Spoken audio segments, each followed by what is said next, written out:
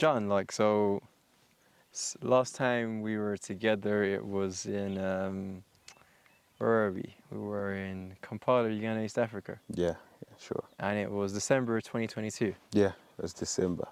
So where are we right now? We are in Kashaka, Western Uganda, Uh-huh. a district called Mbarara. Mm-hmm. Yeah, it's in Kashari, Sorry. but Mbarara district, majorly, Western Uganda. So not far from my father's place. Yeah, it's not very far. Oh. It's near. Okay, and what's so different from Kampala, Uganda, East Africa to Kashaka, Kashari, Mbarara, Uganda, East Africa? It's majorly the breeze. You can feel it. What else for the people back at home watching? What else can they see in terms of the difference? It's the green. Last time we had an interview, we were in a closed up place. Uh-huh. The hooting of the cars by the roadside. Yeah, that's very true. Everything, the noise. But here it's cool. The only thing you'll hear is paradise. Paradise, ladies and gentlemen. Jonathan Tabaro, paradise. I hear more chickens. Yes, that's in the paradise too.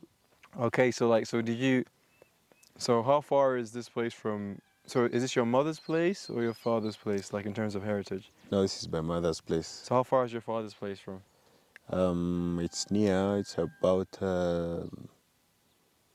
20 to 30 minutes from here. Okay. And is there any difference from your mother's place to your father's place? Yeah. What's the difference? The difference is I grew up from my father's place. Mm-hmm. Yeah, so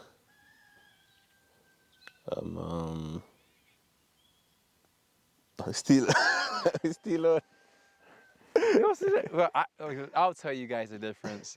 The difference is here it's more green. His father's place is like it's a Dubai. Yeah, Before yeah. Dubai My father's became place Dubai. is in Dubai. Yeah. So we call it Intendero Dubai. Not Itadero, it's Dubai. Dubai. Maybe Abu Dhabi. Yeah. It's just sand. That's the difference. And I went there with Jonathan in last year as well with Daniel and Yango. Yeah. Joshua Tabaro was there and Sharon also joined us whilst we went to Jonathan's father's place. But right now we're in Kashaka, Kashari, Mbarara, Uganda, East Africa, where Jonathan's mother's side resides. And my father's place is not too far from here, and this place is very beautiful, you know. As Jonathan said, it's the green, you know. It's the paradise. Paradise. Yeah, as I told you in my first interview, I run graphic design house. It's a graphic design company, basically, because it's a course I studied. Last time we talked on the interview with Shaq, I was still an undergraduate, still doing my degree, still pursuing it. But now I'm done, just waiting for graduation. Hopefully it's going to run smoothly. It's going to be the best. I'll get the best marks. I'm now venturing into photography, thanks to Shaq. He's been my tutor, actually my first tutor. And I'm looking forward to great things, really. I'm going to have one of the biggest photography companies. Watch out. So, as Jonathan Tabaro said, you know, last time I was here, it was in December, and like since I came back again in May. No, last month it was in January 2022.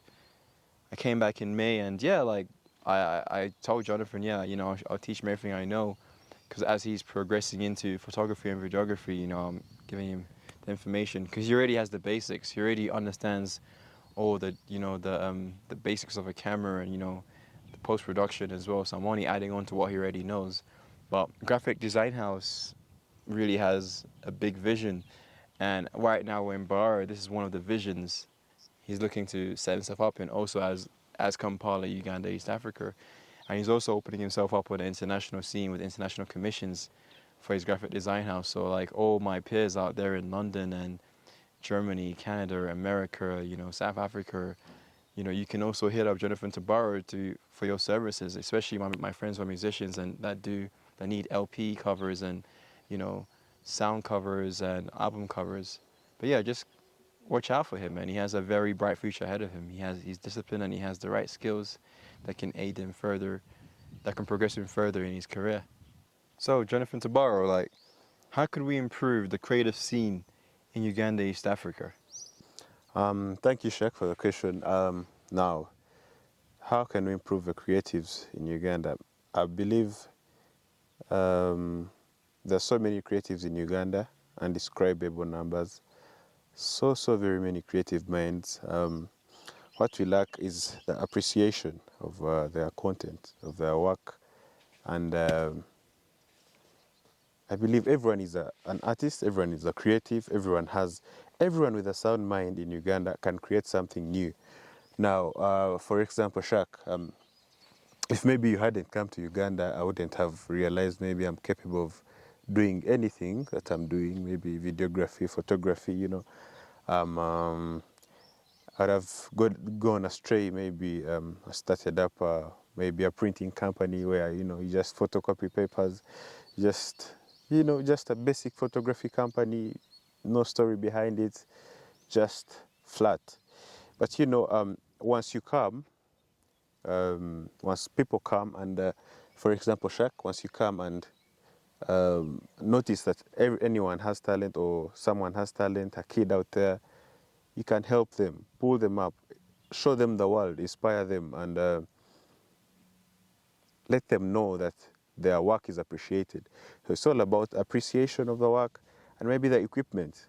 Most people here are creatives, but what limits them is the equipment. If maybe you can provide equipment for them, then I believe Uganda, because of our young population, we are one of the countries with the youngest population. So I believe because of the population being young, we have a lot of creative minds. And so, Shak, once you come to Uganda and maybe help anyone with equipment, you see them flourish to greater heights. So, Shak, thank you for that beautiful question. But then now it comes back to you now. How can you help improve the creative's talent in Uganda? How can you make their talents better? Because, you've been exposed, you've traveled around the world, so you're informed, you're well-versed in this area, in this field. So how can you make the creatives out there, how can you help improve their skills? How can you make them better? How can you make them be able to compete with the world market, with the world creatives? So, Jonathan Tabaro, that's actually a great question. Because when I first came to Uganda, East Africa in June 2022, I realized that, yeah, we had like an infrastructure and a workflow problem, because not everybody has access to Wi-Fi, not everybody has access to MBs, and also the workflow system. But for example, like I was telling Jonathan earlier, Jonathan, like you can have a camera, but then you don't have the sound equipment, and then you can have the sound equipment, but you don't have the camera. It's also like people will like buying expensive cameras, but they don't understand the presets or like how to use the camera. So, and one of the biggest thing I learned is it's like the workflow system, like understanding what you can use with the tools you have in your hand.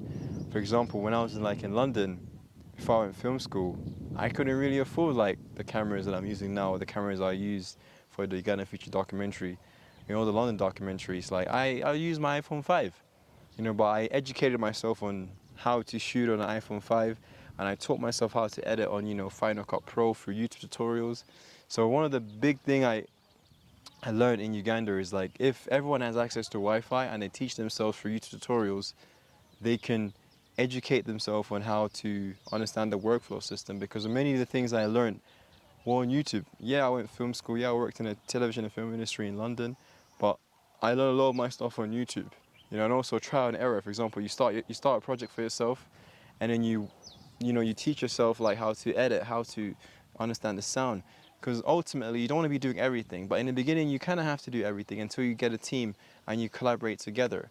So that's one thing I always say. So for the Ugandans out here to make themselves put themselves in the world market is just understanding the workflow system and understanding the basics things. Because like there's no point of learning how to color grade if you haven't set the camera up properly. You get what I'm trying to say? So yeah, Jonathan, that's a great question, but it's a workflow thing, and in due time, Uganda, East Africa is going to get there. Yeah, so Jonathan Tabaro, like that was a great conversation. I really enjoyed that. You really dissected many things, and you educated me on many things about Uganda, East Africa, also Kampala and Mbarara, also like the different districts as well. So yeah, where can we find you on your socials? Um, I'm Jonathan Tabaro on Instagram and Twitter. That's my personal account. But then I use Graphic Design House on Instagram too. Yeah, there's not much content, but content is going to come as time goes on. Of course, as I improve my skills. I've just started this. I'm a freshman, but I'll be better with time. Kid you not. All right, guys, that's Jonathan Tabaro, and you can find me on A1 Illustration on my Instagram account, Rukoza on my Twitter account. Yeah, I'm just in Uganda, East Africa for a while, but I'm just collaborating with the likes of Jonathan Tabaro and many other creatives, because Jonathan has the vision. As well as this, he's friends also, and he's in the community. And for us in diaspora, we have to come and collaborate with the locals. We can't come in and think that we know everything. Jonathan has educated me on Kampala and Mbarara, and we need to understand these landscapes for us to thrive. And we have to collaborate more with the locals. We can't just be collaborating in our own diaspora community. But yeah, just stay tuned, man. This is one of many more conversations to come out of Uganda, East Africa with the creators.